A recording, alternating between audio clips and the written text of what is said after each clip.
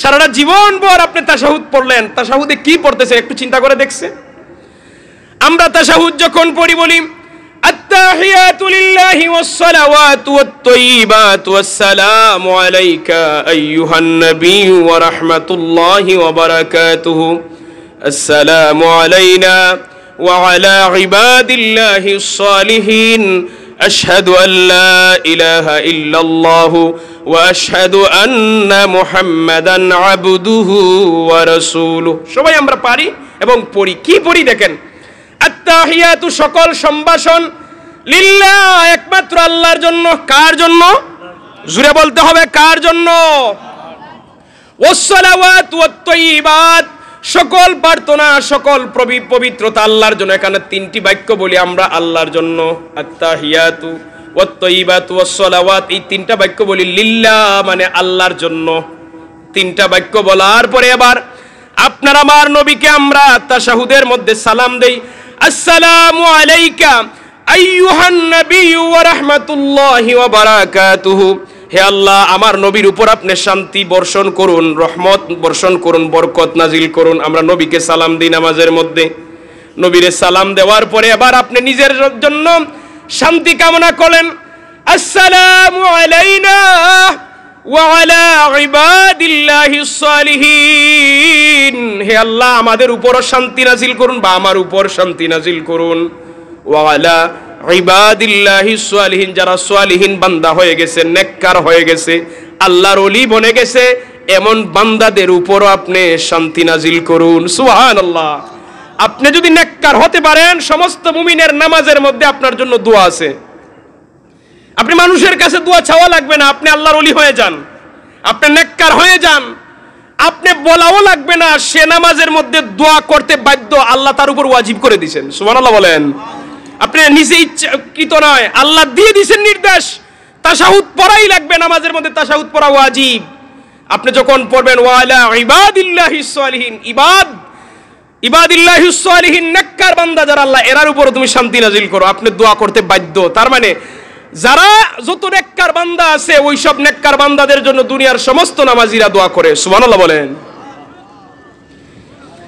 আশহাদু আল্লা ইলাহা ইল্লাল্লাহু, আমি সাক্ষ্য দিচ্ছি আল্লাহ ছাড়া কোনো ইলাহ নাই। ওয়া আশহাদু আন্না মুহাম্মাদান আবদুহু ওয়া রাসূলুহু, মুহাম্মদ সাল্লাল্লাহু আলাইহি ওয়াসাল্লাম আল্লাহর বান্দা ও তার রাসূল। এরপরে আমরা দুরূদ শরীফ পড়ি, আল্লাহুম্মা সাল্লি আলা মুহাম্মদ ওয়া আলা আলি মুহাম্মদ কামা সাল্লাইতা আলা ইব্রাহিম ওয়া আলা আলি ইব্রাহিম ইন্নাকা হামিদুম মাজিদ। আমরা বলি, হে আল্লাহ, আপনি রহমত নাজিল করুন, আল্লাহুম্মা সাল্লি আলা মুহাম্মদ, মুহাম্মদ সাল্লাল্লাহু আলাইহি ওয়াসাল্লামের উপর রহমত নাজিল করুন। ওয়া আলা আলি মুহাম্মদ, মুহাম্মদ সাল্লাল্লাহু আলাইহি ওয়াসাল্লামের পরিবারের উপর রহমত নাজিল করুন। কামা সাল্লাইতা আলা ইব্রাহিম, যেইভাবে নাজিল করতেন ইব্রাহিম নবীর উপর। ওয়া আলা আলি ইব্রাহিম, ইব্রাহিম আলাইহিস সালাতু ওয়াস সালামের পরিবারের উপর আল্লাহ ওইভাবে আমার নবীর উপর এবং নবীর পরিবারের উপর রহমত নাজিল করুন। সুবহানাল্লাহ। নামাজের ভিতরে নবীর জন্য দোয়া আসেনি? কথা বলেন না আপনারা? আছে। ইন্নাকা হামিদুম মাজিদ, ইন্নাকা নিশ্চয়ই আপনি, হামিদুন প্রশংসিত, মাজিদুন সম্মানিত। আল্লাহর বলি, আল্লাহ নিশ্চয়ই আপনি প্রশংসিত এবং সম্মানিত রব আমার। আল্লাহুম্মা বারিক আলা মানে বরকত নাজিল করুন। এরপরে দোয়া মাসসুরার মধ্যে দেখেন আমরা কি পড়ি, এটা পড়া মুস্তাহাব, পড়লে ভালো, না পড়লে নামাজ হবে, কোনো অসুবিধা নাই। কিন্তু পড়লে কি ফায়দা দেখেন, দোয়া মাসসুরা নামাজের ভিতরের দোয়া আল্লাহ কবুল করেন। ভিতরে দেখেন কি সুন্দর কথা বলতেছেন, আল্লাহুম্মা ইন্নী যালামতু নাফসি যুলমান কাসীরা। আল্লাহুম্মা, হে আল্লাহ, ইন্নী যালামতু নিশ্চয়ই আমি জুলুম করেছি, নাফসি যুলমান কাসীরা আমার নফসের উপর অনেক বেশি জুলুম, অর্থাৎ আমি অনেক বেশি গুনাহ করে ফেলেছি। আল্লাহ ফাগফিরলি মাগফিরাতাম মিন ইনদিকা ওয়ারহামনি, ফাগফিরলি আল্লাহুম্মা ইন্নী যালামতু নাফসি যুলমান কাসীরা ওয়ালা ইয়াগফিরুয যুনুবা ইল্লা আনতা ওয়ালা ইয়াগফিরু, কেউ আমাকে ক্ষমা করতে পারে না, কেউ আমার গুনাহ ক্ষমা করতে পারবে না, ইল্লা আনতা, তুমি ছাড়া। আল্লাহ ছাড়া কেউ ক্ষমা করতে পারবে? নামাজের মধ্যে আল্লাহকে বলতেছি, ফাগফিরলি মাগফিরাতাম মিন ইনদিকা ওয়ারহামনি ইন্নাকা আনতাল গফুরুর রহিম।